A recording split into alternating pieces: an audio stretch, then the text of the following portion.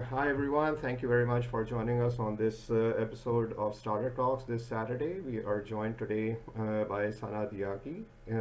Sanad is a founder of Dukkantek based out of the UAE. He's among the very few young people who have actually ventured into the startup space, and we'll talk about all his courageous activities and endeavors with Dukkantek. Hi, Sanad, how are you doing, my friend? Good. How are you doing? That's great. So, Sanad, how old are you, by the way? I'm 24 years old. I know I look a little bit younger than that, though. No, it's not. It's not. You're looking very smart. It's not your looks, but you don't get to see a lot of founders in early 20s. They are usually either finishing up university or college or something, right? Mhm. And venture into the job market. So, what's your story? I saw on your profile you ventured into investment management, right? And then all of a sudden you decided to jump into the startup ecosystem, founded your own company. So, what Yeah, I made think you go that route? it's always been something about I've been very interested in. Running a startup was kind of my dream, even when I was younger than I even am right now. I aspired to kind of run my own business, and I thought that going into venture capital would at least give me some exposure to what some people are doing well and what some people maybe need some help and improvements on. Mhm. So that when I felt that it was time for me to kind of jump into starting my own business, I at least had a little bit of knowledge about what are the best and brightest doing and how are they doing it. Mhm. Okay. And what's the story behind Dukantech then? What does it do? What's the business model? So the Dukkantek was launched and founded to enable traditional merchants to be able to kind of compete in the digital world.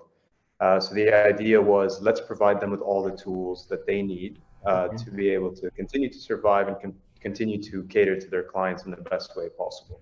Mhm. We provide a cloud-based POS and inventory management system that sits in all of these stores. Mhm. And then obviously comes with that is the enablement of credit card and debit card acceptance, as well as a white labeled consumer application Mhm. so that they have literally all the tools that they need to be able to continue to service their clients. So if just in layman's terms, say for example, say I've got a small corner shop in some area, right? And I want to get online and digitize my whole operation. So what is the Dukan Tech going to do about that?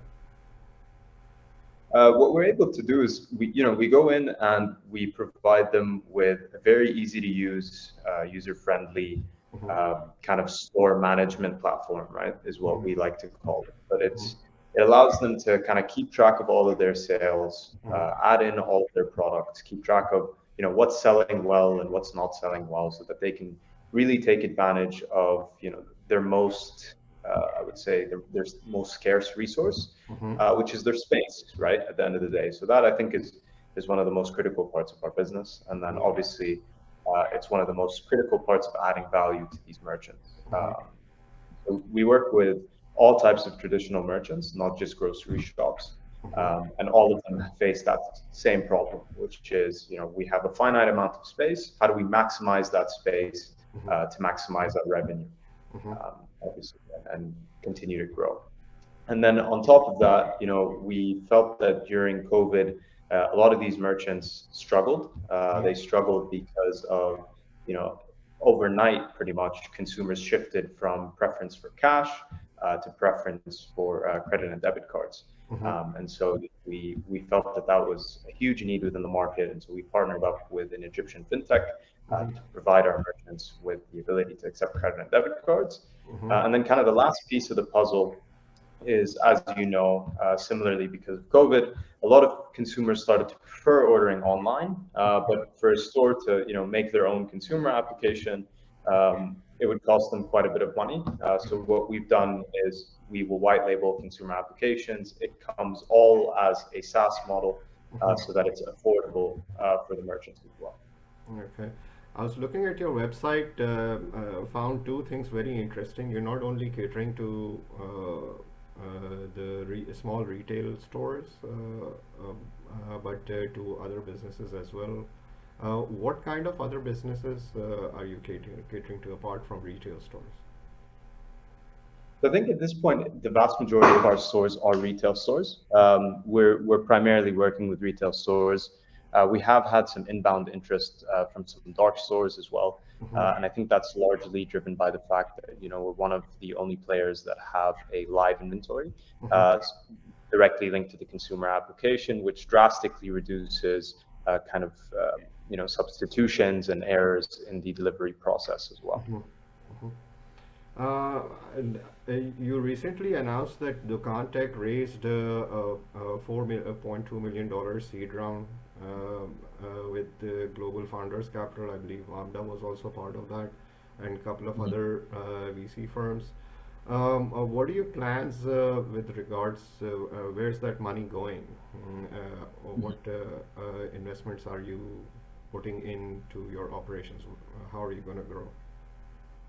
Yes, I think the first and most important thing was to kind of bring together a team of experienced individuals Mhm. who could help us grow.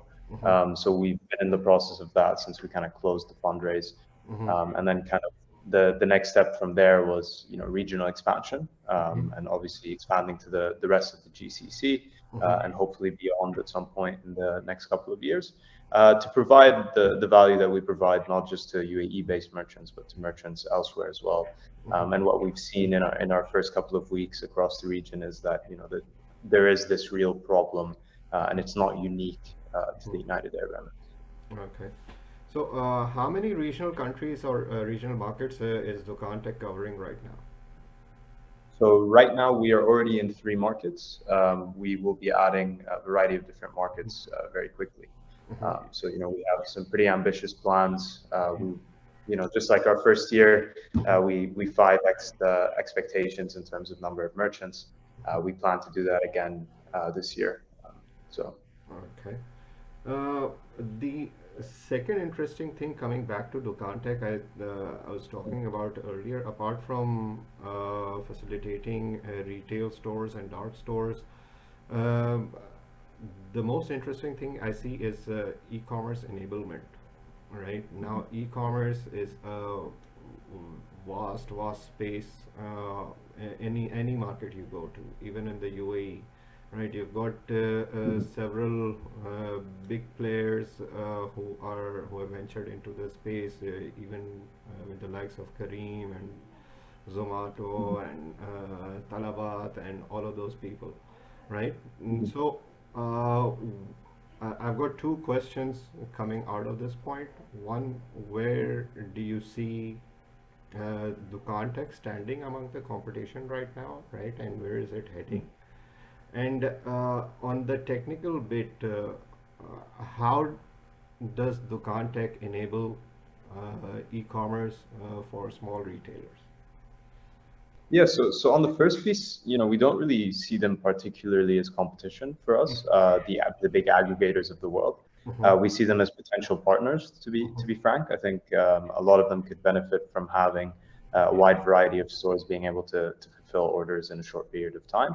Mhm. Um, and because we're not an aggregator, we white label our solution in the names of the stores. Mhm.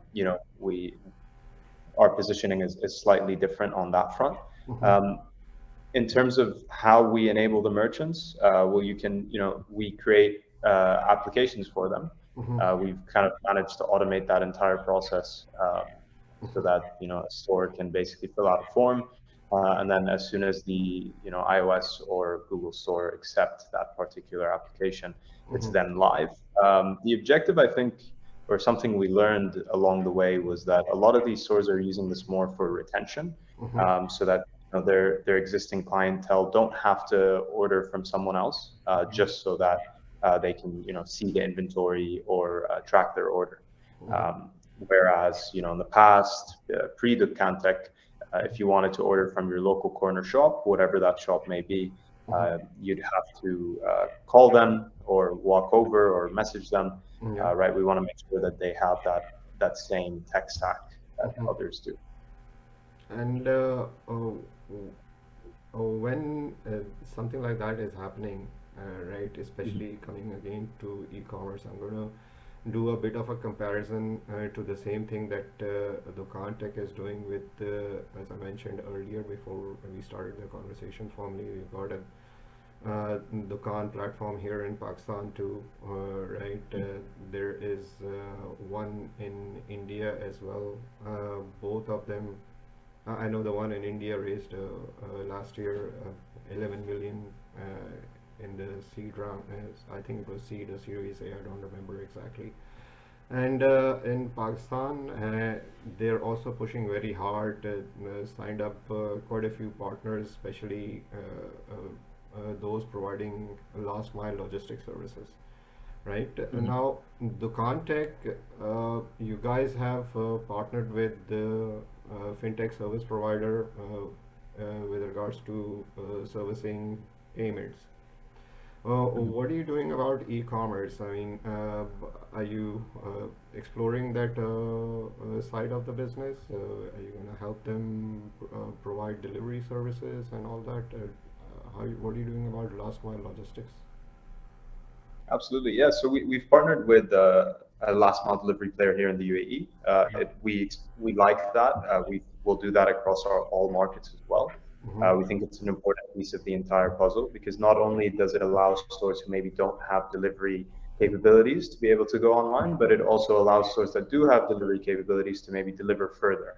Mm-hmm. Because rather than delivering with the bicycle in a basket, there's motorcycles coming to pick it up, which increases their delivery radius and Mm-hmm. maybe even can speed up the time of the delivery as well. Mm-hmm. So obviously, just to enable them further to kind of expand their client base and continue to grow. Mm-hmm. And uh, when you talk about obviously once you raise the funds, you're going to increase your tech team and the overall ops and do marketing as well. What sort of Mhm. what kind of company size do you have right now? How many people are you employing? It's only a Mhm. young company. It's only been a year. Mhm. Yeah, so in a year, we've managed to bring on board roughly 40 people, Mm-hmm. and that's in the UAE. We do have kind of satellite offices around in the other markets that we're in. Mm-hmm. And so in total, we're just under 55. Mm-hmm. And the majority of that is relationship managers, and business development people Mm-hmm. who are kind of the core of our business, right? And then obviously building up that tech team to be able to deliver new features and continue to innovate our existing tech stack is obviously very important as well. Okay. And where do you see Dukkantek, say it's 2025, where do you see it standing in the next 3 years? Yeah, I think there's kind of two paths that uh, you know, let's say traditional mom and pop enablement plays can take, right? Mm-hmm. There's the path of adding additional features, whether that's or integrating further along the value chain, which I think is quite important. Mm-hmm. And then obviously the other path of kind of the working capital lending path and trying to solve additional problems that the stores are facing. Mm-hmm. For us, we're exploring both. I think the main focus right now is just capturing merchants and providing them the solution that we have. Mm-hmm. Once we feel that we've hit a scale that would kind of allow us to contribute to solving even more problems for these merchants, Mm-hmm. that's when we'll kind of make the decision about which direction we're going to take. Okay. Now, moving further, Sanad, uh, stepping into kind of like a bit of a shaky ground, right? All these startups working in this space, uh, some have actually uh, stepped into the BNPL model as well, right? Which I feel at times that it may be necessary to stay ahead above the competition, right? Any such Mhm. plans for Dukantech in the future to help retailers in extending a credit line or something like that? Mhm. I think, today a lot of our retailers already offer their clients 30 days credit terms, which is kind of like the OG BNPL. For the neighborhood that, maybe they know the clients particularly well. They're open to extending that credit to their clients. Mm-hmm. But yeah, I think, a partnership in the future Mm-hmm. is something that we're looking at Mm-hmm. before kind of exploring it ourselves. We kind of think that we have a core belief that, let's do what we do really well, and continue to do it and stay extremely focused, Mm-hmm.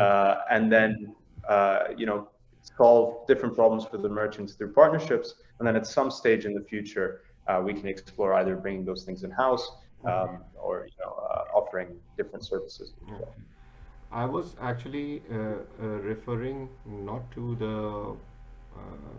the consumer side. I was referring to the shop owners when they are sourcing their inventory, right? Say for example, Mhm. if I have a shop and I've got a service provider such as yourself, right? I may be offered the option of procuring my inventory on credit, right? Where Mhm. and the service providers like you, they take care of the billing, and then I can, of course, pay you guys off later, maybe 10 days or 20 days time or something like that. That actually helps in onboarding quite a few number of retailers, expand market coverage and all of those things. So that's what I was referring to. Any such plans in extending such services? Yeah, I mean, I think that's one of our objectives, is to kind of solve additional problems for the stores. Mm-hmm. And one of the main problems, like you mentioned, is cash flows. Yeah. They operate on quite a small margin.